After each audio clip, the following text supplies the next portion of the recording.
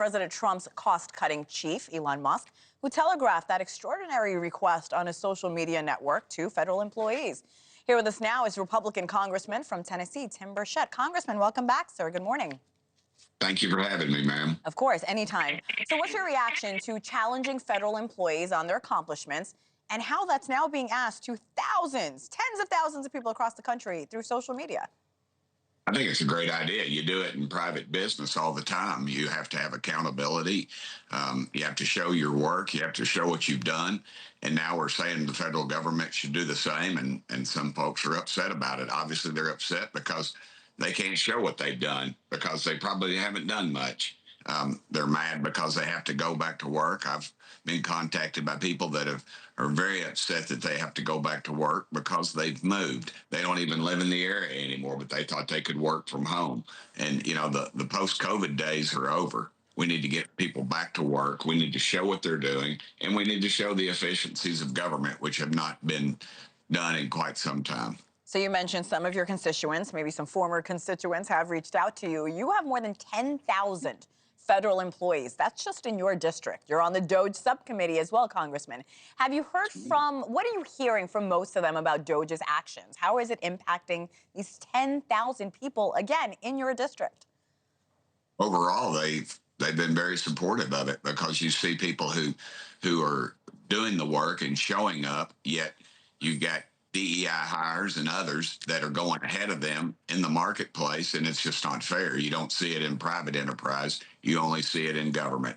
And they're having to show accountability, and that just doesn't fit well with some government employees, and rightfully so. So I applaud them. They're a hard-working group of people around here, and I think, you know, groups like TVA and others are going to have to start showing their work as well.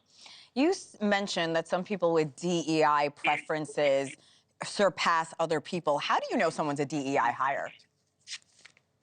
Well, obviously, if they don't have the qualifications, if a person comes in my office, and I can't quote the specifics because of confidentiality, but if somebody comes in my office and quotes specifics and compares their performance and their education or training to someone else who is their boss, and they surpass their boss, to me that shows I don't care anything about nationality or where they come from or what they look like. I just want them to get the job done. I always say put the best players in, coach, and in the past we haven't done that, and so hopefully in the future we'll see that change. Thank you for clarifying that, sir. I want to get to another topic that's on record. Trump firing the nation's top military leaders. This happened late Friday. Chairman of the Joint Chiefs of Staff Air Force, General C.Q. Brown, a well-respected four-star general, along with the head of the U.S. Navy, the Vice Chief of Staff for the Air Force, as well as replacing the Judge Advocates General for the Army, Navy, Air Force. What's your reaction to these firings? Do you think they were justified? I think it's a good start because, again, during the Second World War, I believe we had either 4 or 5 four-star generals, and now we've got over 40, and we're not even at war. The military is completely bloated, and those that allowed it to become that, and you know, they have one duty. That's they uphold their hand and say, "I'm going to uphold the Constitution of the United States."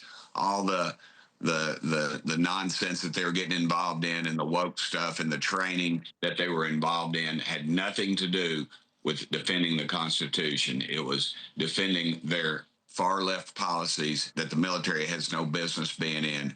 Their training, as a matter of fact, even in some of the more elite groups, we found that they were spending too much time in the personality training and things like that instead of out on the rifle range. So we've got some real problems in our military. It is not the military that my father fought in. Thanks for watching. Go to joinnn.com to find NewsNation on your television provider. And don't forget to click the red subscribe button below to get more of NewsNation's fact-driven, unbiased coverage.